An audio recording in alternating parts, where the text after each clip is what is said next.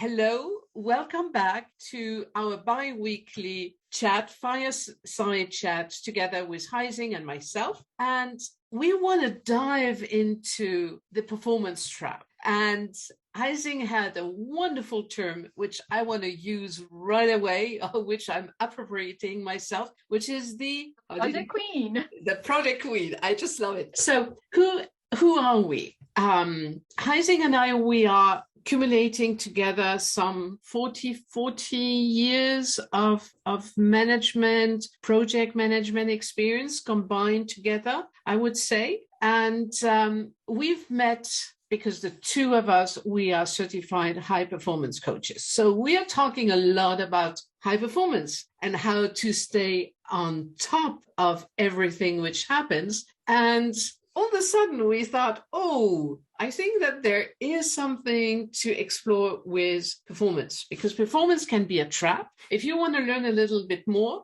watch the previous videos, because we dived into that. But however, though, we wanted to explore some further blind spots of all of us. And one of them, with regard to the project management, is definitely project management as a whole. So we're not talking about junior project managers or project managers or management are going along or throughout all the company. And even as a senior executive, you are also diving into project management, not maybe in the details, but you are either sponsoring it or you need some projects or initiatives to drive certain results that you expect. So who are we? Maybe, Haysing, this time you start and then I continue. Yeah, so I'm Haysing. I'm a researcher by trade, but I work for large banks. That's my corporate experience. And I also have consulting experience servicing all these large corporations. And after 20-some years, 25 years of experience, I just realized I was climbing the wrong ladder. And I just had an abrupt break from corporate life and turned into a high performance coach. And I'm passionate about helping corporate women see the alternatives and carve out their own path, both in terms of career and life. Excellent. So I need to increase the combined experience. I would say I think it's 50 years. 55 years. Oh, geez, we are getting, younger with every day. 15.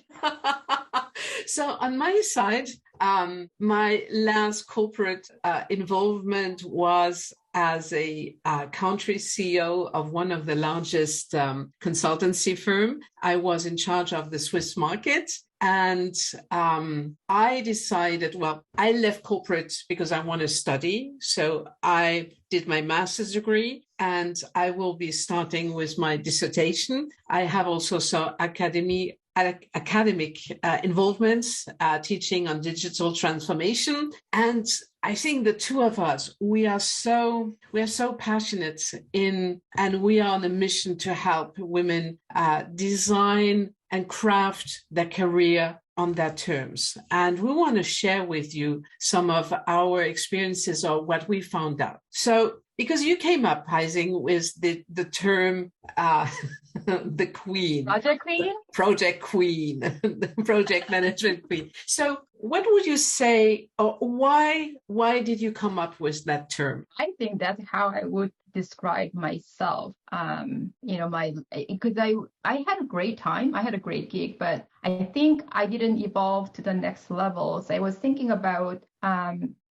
was I ever a project queen instead of becoming an emerging leader? Mm-hmm. So in my head, in my mind, I was a leader and I felt like I was sharing my aspiration to get to the next level, not for the sake of promotion, but I wanted bigger responsibility and bigger impact. And my life was very not balanced at all, because like my identity was my work. And I think the project excellence I perceived it as my sure way of climbing the ladder, and people should recognize that, and because it's visible. And you cannot deny that. It's not like behavioral. But what I realize is what got you here won't get you there.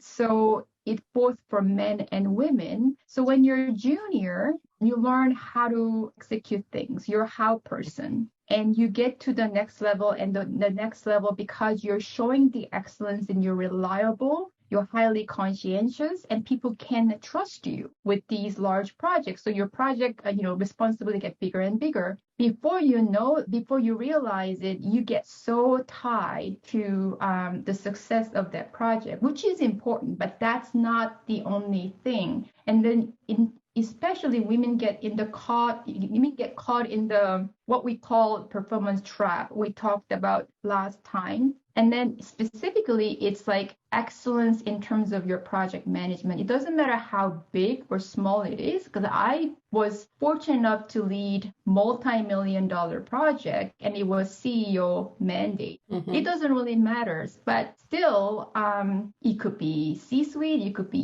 EVP, especially women are very tied to the success of their project, and they don't think about the next level, and they don't think about the vision for themselves and for their team. And see, you said something which was, and I had to note it down. It wasn't for the sake of promotion, and in your head you were leader. Yes. And see, that is. Let me back up for a moment. I think that when you start in your career, to get your expertise, it's absolutely okay for the first 5 to, let's say, 7, 8 years to dive in depth into whatever area of expertise you want to explore. But as soon as you feel comfortable, and you said it also yourself, we women, we tend to stay, with our babies, right? And to make sure that everything runs fine. It is really important that once you have this feeling that you have everything under control, bang, red flag, you should be looking for or to stretch yourself and to again to recreate your ambitions. Because when you said it was not for the sake of promotion, I would say we should be demanding or having in our vision or in our mind always, how can we grow? How can I not stay with my baby, but evolve within the company and maybe also outside? Right. That is so important. And the other thing is, see, if you think that you are inside a leader, and it happened also to me, you can even have as a senior executive a leadership position, but you are, how should I say it in English? You are falling into the performance trap because you're taking so much care of your baby. And especially if you, as a woman, you have the impression that, this is my baby. I want to see it grow. Ooh, yeah. Beware of that. Do you agree? Yes, I do. I think I was running my group coaching with really highly achieving women a couple of days ago. And I was just sharing my experience and try to help them see the alternative. And Project Queen thing, it just came out of my mouth. I didn't even know what I was doing. And then one lady at the end, her biggest aha insight was, oh my gosh, when you say Project Queen, I realized that's who I am. Mm. And one thing that I said was, when I didn't realize it at the time, but now looking back, I can connect the dots. I stopped envisioning my future self when I got really busy, trying to be excellent with my project and the things that I'm leading, because I felt responsible for, okay, this is going to impact 50,000 frontline employees, and they're going to execute, or they're going to provide better service, and it's going to impact 1/3 of Canadian population as our client. And I thought that was a huge responsibility. And so it wasn't that I didn't have a vision of myself as somebody who delivers excellently, but I didn't have a vision beyond that project. So what happens to a lot of high-achieving, high-performing mid-career corporate women is you get caught in the trap, performance trap, and Project Queen trap, management trap. Then you don't have the time, and you forget to create time for you to start envisioning your future self. So when you don't have a vision for yourself, it's really difficult to go beyond the excellence of your project you're managing. And what happens is you think you're getting recognized, right? So we talked about performance trap, and if you're rated higher than above average and things like that, you think that's indication that your leadership recognize you as a potential leader. Absolutely not. They recognize you as a high performer, reliable, solid performer, but you have not share your vision for the next level, next step, and how you could be placed in a position that where you only know 10-20% of the role, but based on your relationship skills, networking skills, and how fast you learn and apply your transferable skills to that new role, you could actually do anything that they place you in. So it is really important. So never ever stop envisioning your future self, because once that happens, you don't have a vision and you forget to share your aspiration in a way that other people can understand. Then you're restless because you're going nowhere. Yeah. But it's partially your fault and partially the leadership's fault, because leaders, if you're looking at high performing women, she doesn't know how to articulate her ambition, and you're not doing anything about that situation, and she remains project queen. As a senior leader, you're not doing your job as a leader. That is true. On the other side, I would argue that, and I think that we tend to forget, when we are so involved in a project, we are almost like placing our future in the hands of the leaders in a certain way, so that we can really focus on what needs to be done. Corporations, though, expect from all their employees, all levels, that you have a clear vision and understanding what is important to you on your terms. That is not said. When you get hired, you try to fulfill the job criteria, the skill criteria, but it is expected that you know exactly where you want to go. So now back to the leader. I think that, I told you when I read Sally Helgerson and Marshall Goldsmith's quotes about women are evaluated on their contribution, when men are evaluated on their performance. I would say 10 to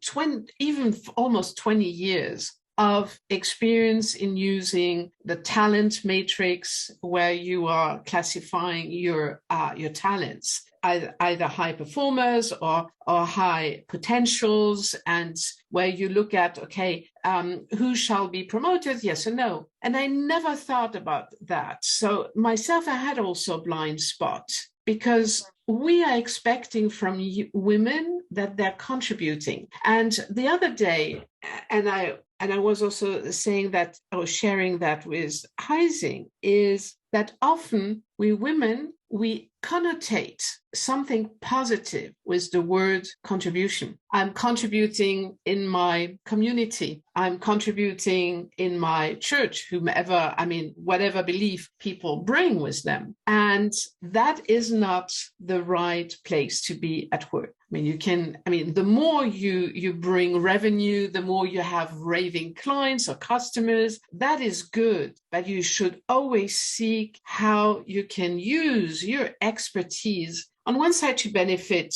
clients that you love working with, but also to climb higher and to get more whatever type of responsibility you want to have. It doesn't necessarily need to be a people management position. It can be also become from an expert and authority in your field of expertise of where you're working. But it is really to get out of this trap, and it is feasible to get out of this performance trap, where an employer is considering you for the sake of, how should I say, to be of an easy way to manage people. Okay, Haysing, Catherine, well, they're contributing well, they're generating revenues. It's not my I don't have a problem here as a leader, so I can focus on something else. When my role as a leader is also making sure that my people can maybe even become way better than I in different ways or in different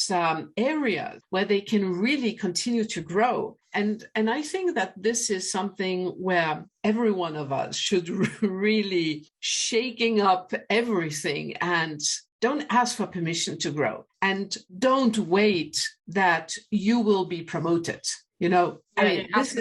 This is something which belongs to each of us, men or women. We women, though we are maybe because of our babies, if I may say so, we tend to stay where we are. Well, I think it's a great point because we talked about this, Catherine. In North America, the English is not my mother tongue, but I lived here long enough. So contribution service is considered the ultimate personal development goal. Right. And people get confused. And so, all these personal development influencers are talking about stop focusing on your individual significance at work and then try to think about adding value and contribution and service. So people get confused, especially women, because we're altruistic, right? More so than men. So say, oh, I'm contributing to this project. I'm a contributor. And that's probably partially, I'm not saying it in a disrespectful way, but in large corporation, the senior leaders expect you to contribute, and they use those words a lot. But what I think you're saying, Catherine, is don't lose sight on your taking charge on your own professional personal growth aside from contribution you're making. Because one thing that I think women often forget, don't think about your job in terms of annual salary, because you're not going anywhere. Because you're going to work away from your loved one and your kids and what have you, and your personal cause that's even more important than you and job, in exchange for money that you're getting and in exchange for growth you're getting. So if you start thinking about, okay, I'm going to work longer hours, I'm going to do an amazing job in project, and then leadership will understand, and of course they're going to promote me, of course they're going to talk about me and my name during performance calibration like last time. And I'm like, that's absolutely not the case. And I learned it the hard way. So of course you're contributing to a bigger project. However, that is finite. That's temporary. So if you think about your entire career as a journey, the project you're focusing on, the contribution you're making is finite. So what are you going to do next? So you don't have that plan. You rely on your leaders to recognize you and give you bigger visibility, bigger role. That's a mistake. And that's why people get restless and upset, and they don't even know how to have difficult discussion with their boss. It is so important. And the other thing that I wanted to mention, you said leadership, especially senior executives. If you are not so junior, you're like mid-career person, you have 10-15% years of experience, and you're senior manager, director, or associate vice president, what have you, you expect have your vision for the career where you're going. However, a lot of women who are achieving really well and really want to be part of this bigger brand and part of bigger impact, they don't necessarily think that way. And so I joined this large corporation because I know that they have a strong HR. So of course I work hard and I carve out my own career path, but the company is also responsible for giving me some path. Like this is specialist route, this is generalist route, or what have you. And I don't think, with all the respect for my HR colleagues, I don't necessarily think that the path is well carved out for specialists, people who are in shared services in corporate function. Because say I would use bank as an example. It's big, right? You have business lines of business, you have operations and all that. So C-suite people usually are supposed to go around, right? If they start as a junior person when they're 17 and teller or banker, what have you, they probably talk about, going through all of these different lines of business and different roles, many lateral moves in order to move up to the top. If you're a specialist in marketing or legal, what have you, you're hired at a different capacity. And then these people get really confused because, like, do I do this lateral move across different lines of business? Is it a sure way of being recognized that I have breadth of experience? So I will be considered for something that is not necessarily just marketing or not necessarily something very specific. I was so confused because I was a specialist and there's no path. And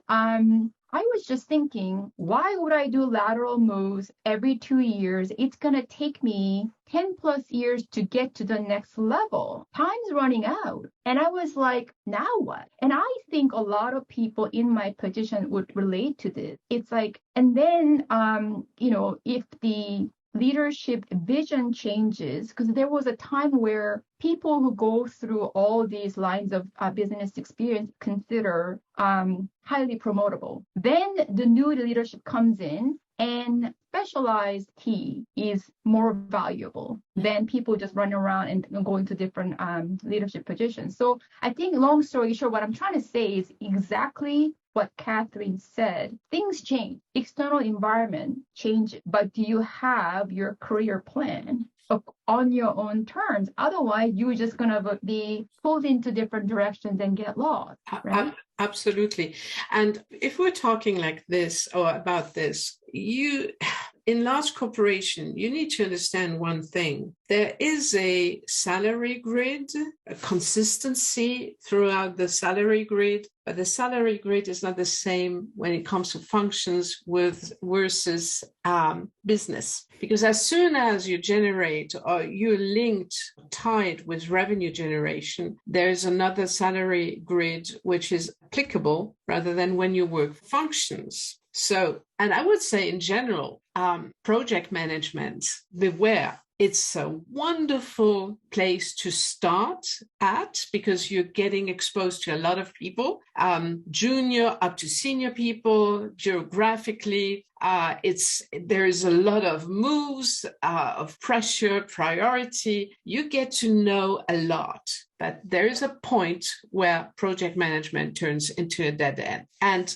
you can do whatever you can or what you want to do. You can be as specialized. At one point in time, you become not even a commodity, you become almost a legacy that people want to replace by something else. So it's not your legacy as what will I leave behind me once I'm no more there. It is like a legacy system which needs to be replaced. So, and I will be very blunt about that. It is about you to get to know when is the time for you to make either lateral move or whatever type of move and to reinvent yourself. Because even HR, I mean, it's not their fault. I said earlier, HR and corporations or senior leadership is expecting from all their employees to know what they want to achieve. So the better, the clearer and better you are expressing it, and you're not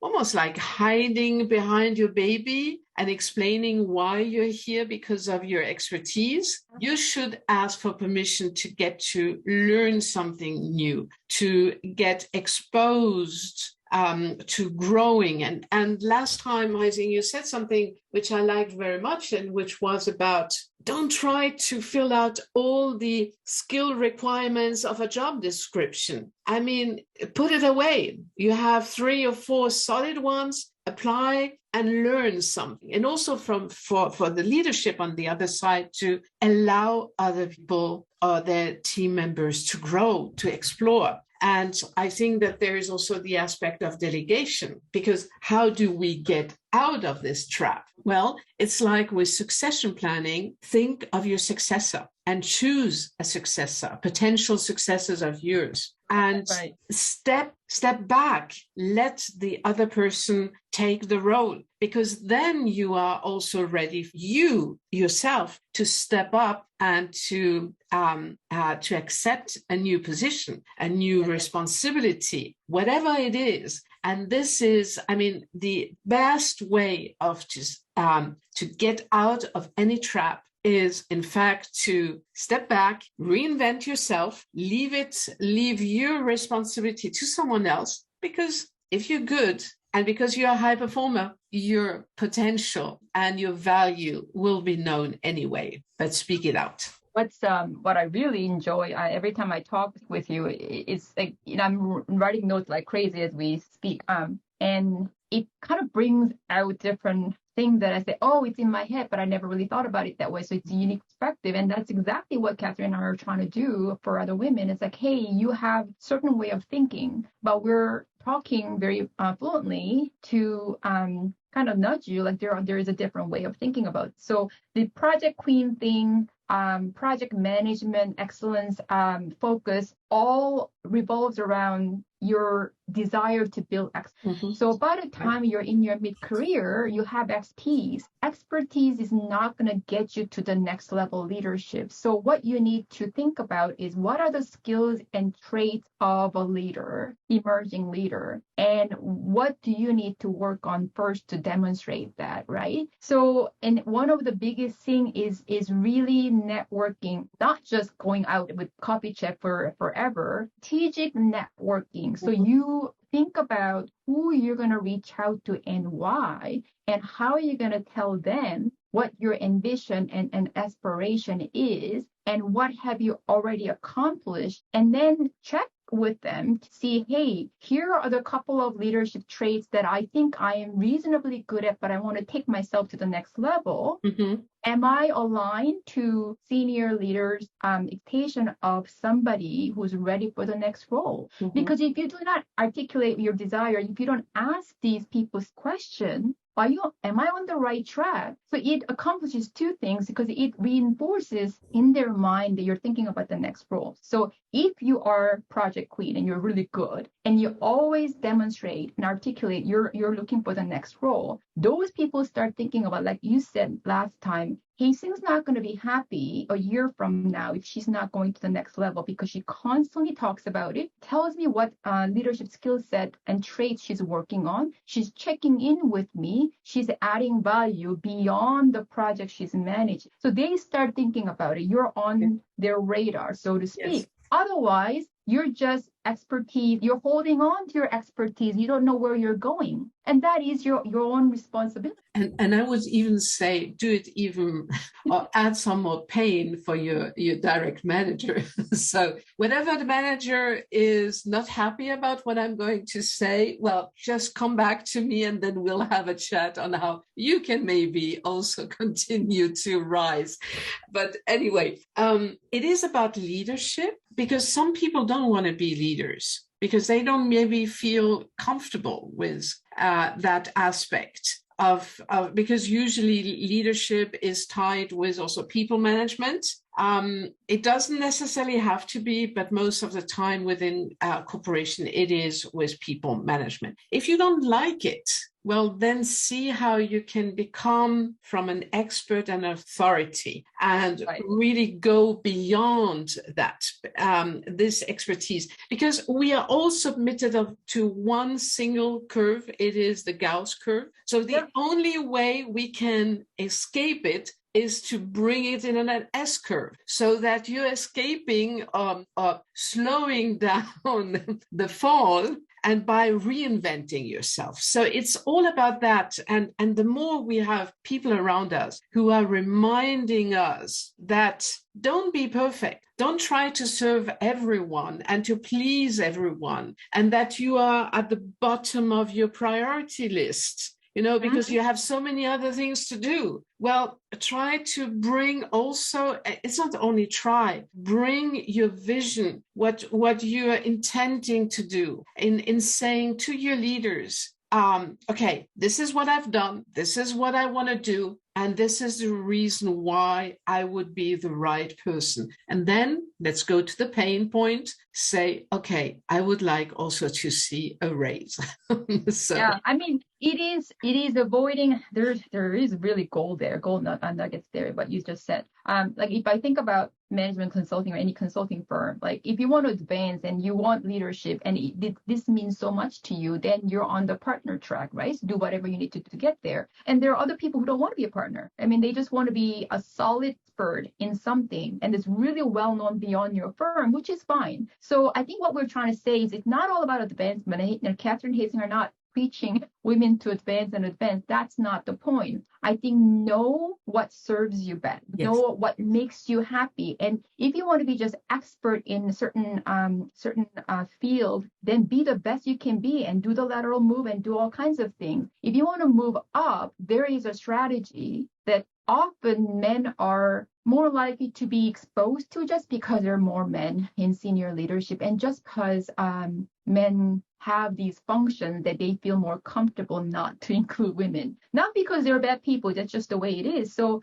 until we kind of create mass of women, and so it's more even playing field, we got to be really smart about and nimble about how do we go about doing these things, and how do we really move ourselves up at that level of authority and leadership, then purposely raise other women up. Because you can, one of the things that we also talked about is, I'm really blunt because this is also a good trait of mine, but also I think cost my progression in a corporation a little bit, because I was very straightforward. I was never disrespectful, but I was always told that you're a little too straightforward, a little too tenacious. Mm-hmm. And I was like, you know what? If I were a man, I would have never gotten that back. But okay, that's fine. Let's park there for a second. It's more about, I just lost a train of thought. Help me out here. I think that, and I'm looking also at our time, and I think we need to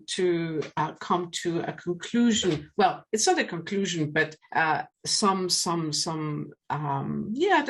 say a conclusion. Yeah. I think that never ask for permission, because you will never get it. Just take it. Be graceful in the way you're taking that permission, but in the end, it is your life. It is your career. It is you who shall be sitting behind the driver's seat of your life and your career. So don't make it, whenever you have a manager, direct manager who doesn't want you for whatever reason, good or bad reason, don't want you to grow. You either go around that person and make sure that, okay, this person, your direct manager, is informed, but you, as you said it before, network. I mean, get your support network, people above your direct manager, so that you're being seen. And so we're talking, and we will be talking, continue over the next weeks to talk about this performance trap, because until we really, or it sinks into us, what different shades and forms and performance traps can have for us, I think it is worth. I mean, Haysing and I, we agreed upon that we're going to talk and expand on that until you can't hear it anymore. But next time, at least, when you're at the workplace and you all of a sudden sit there and you're thinking, yeah, maybe the two girls were right, then we achieved something, right? Yeah, so that's true. The last thing, so focusing on project and focusing on performance only and being very loyal to one direct manager makes you feel gives you tunnel vision. Mm-hmm. So that is important, but that is part of your job. Yes. Another big part of your job is you're like a chair with 3 or 4 legs, right? So you don't have only one leg. You have 3 or 4 legs, which is your strategic networking. So if one breaks, because it happened, we're human, right? It's not always solid. If one breaks or damaged, you still have 3 other legs that you can rely on. And this is so vitally important for all these women. And we talk about this, like, don't be ever focusing so much on project alone, because of course you're where you are because you're good at it. But what else can you talk about? And you have to go outside your company, never just your company and never just your direct manager, because you put all your eggs in one basket. It's like investing. Why would you do that? And I can tell you, if your direct manager knows that you're going outside, and the first thing that the person will think, oh, she knows her value. She knows what she's worth. And believe me, the behavior or the consequences of that move will shine through. And if it doesn't, then it's anyway time for you to move on. I mean, and it's in a very respectful way, and share your vision with your manager, your manager's manager, and say, I'm going to get this done here over the next 2 years. I would love your help. But like, if they don't support you, you still have a plan. I want to do it here. If it doesn't happen here, I'm going to make it happen. And especially because you are working in a project environment where you do have the sponsor meetings or where the stakeholders are coming together, you will always have informal moments like coffee breaks during a meeting, and where all of a sudden you are talking with someone who is higher in the hierarchy. And these are the moments where you say, because usually the senior leader will ask you, oh, I mean, Catherine, how are you doing? I mean, you did a good job. I mean, and then, oh, you can say, oh, yeah, sure. I mean, I just love that. And this is what I've learned. And I find that so powerful. And, I would like to continue to explore this and this avenue. So I want to, if in 1 year or maybe 6 months, I could move and then see how they are going to react. But you placed what I call in French, you put the grain or the seed in the earth, and then you just have to water it. Right. Yeah. I mean, absolutely. That's a great point. So we have now, I think we have given you enough thoughts and food for thoughts. Just leave a comment. For the next weeks, we will be continuing in doing it in this format, recording it, putting it on LinkedIn until we have solved a little technical issue that we are running after. So, but anyway, at least you can benefit from our insights. You continue to do so. And if you have any questions, leave that in the comments section, either at Haysing's LinkedIn profile, on mine, on YouTube, and we wish you all a wonderful weekend. Thank you. Bye. Bye-bye.